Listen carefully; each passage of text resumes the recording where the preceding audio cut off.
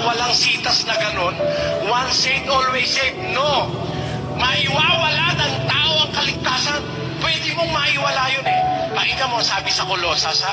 Kolosas 1:13, na siyang nagligtas sa atin sa kapangyarihan ng kadiliman. ligtas na ito, mga taga-Kolosas.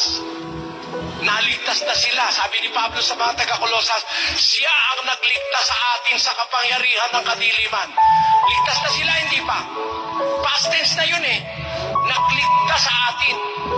Who saved us from the power of darkness. Ligtas na sila, no? Mawawala pa ba yung kaligtasan nila? Sabi rin ni Pablo sa Kolosas din, sa Kapitulo 2 ka lang babasa. Basa. Sino man ay huwag manakawan ng gantimpala sa inyo sa pamamagitan ng kusang pagpapakababa at pagsamba sa mga anghel.